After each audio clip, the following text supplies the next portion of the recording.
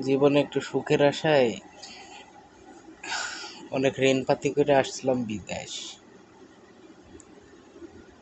ভাবছিলাম আমার জীবনে তো কিছু নাই, আমার ভবিষ্যৎ প্রজন্ম বাচ্চা কাচ্চা তাদের তো একটা ভবিষ্যৎ আছে, তাদের ভবিষ্যতের কথা চিন্তা করে বিদেশ আসছি। কিন্তু আসার পর এখন যেটা দেখতেছি, দালাল আসলে আমি তো জানতাম না যে সে মানুষের বাচ্চা না। আসলে বর্তমান সৌদি আরবে যারা দালালি করে 100টার ভিতর মিনিমাম 90টা দালাল। তারা সর্বপ্রথম ওদের নিজের মায়ের সাথে সহবাস করে, তারপরে আইসা এই সৌদি আরবে আরও বিভিন্ন দেশ আছে, বিভিন্ন দেশে ওরা দালালি করে। কেননা মিথ্যা কথা না বললে ওরা দালালি করতে পারবে না। সৌদি আরবে এমনও দালাল আছে, মুখে যেটা বলে সেটাই করে, এমনও দালাল আছে। কিন্তু ওই যে বললাম, শতকরা 10টা পাওয়া যাবে এমন, আর 90টা হবে এরকম যারা কিনা ওদের মায়ের সঙ্গে জেনা করে। আমি আসছি আজকে 6টা মাস, 2 লাখ 2.5 লাখ টাকা সুদের উপর নেওয়া আছে। 6 মাসে এখন পর্যন্ত কোনো টাকা পয়সা দিতে পারিনি। যা দিছি ওটা মানে চলেই না, বাতিল। আমার যে বেতন, মানে আমি দেশে যতগুলো টাকা পকেট খরচা করছি,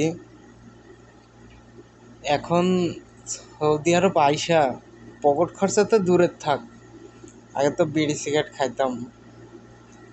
দেশে তো থাকতে মানে স্টার সিগারেট ছাড়া খাই নাই। আমি খাইছি হয়তো বন্ধু বান্ধবের সঙ্গে, বন্ধু বান্ধব যেটা দিছে সেটা খাইছি, কিন্তু আমার প্রফেশনালিভাবে এত নিচে আমি নামি নাই। এখন বর্তমানে আমি যে যে পরিস্থিতিতে আছি, সবই দালালের কারণে।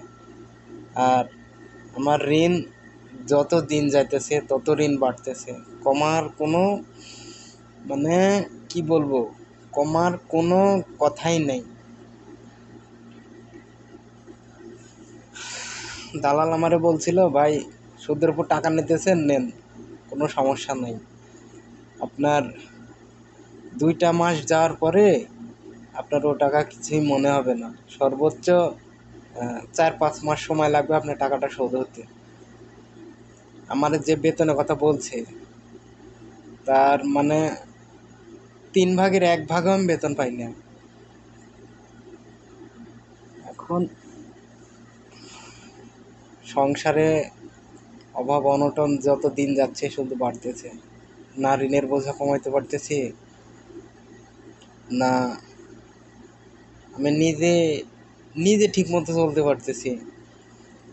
পকেট খরচার জন্য তো আমি নিজে কোনো টাকা রাখি না বললেই চলে। এই যে একটা সিম কিনছি 150 রিয়াল 3 মাসের জন্য, পকেট খরচা 3 মাস বন্ধ। 3 মাস আমি আর কোনো টাকা, 2 মাস তো কোনো টাকা পয়সা রাখিই নাই।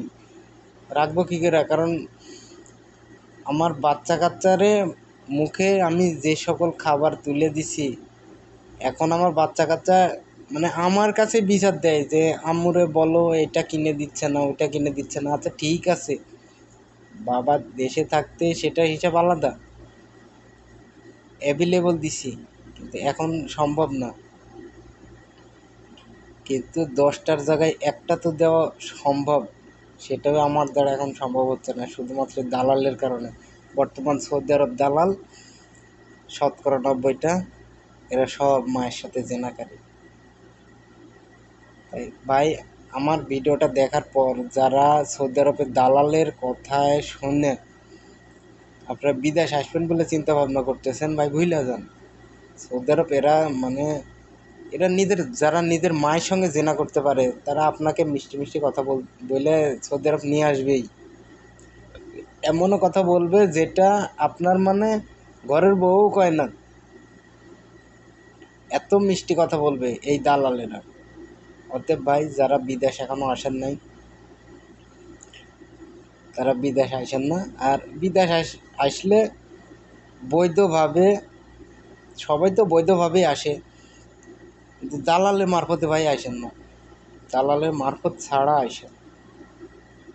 যদি পারেন আমার কথাটা বিবেচনা করে দেখেন।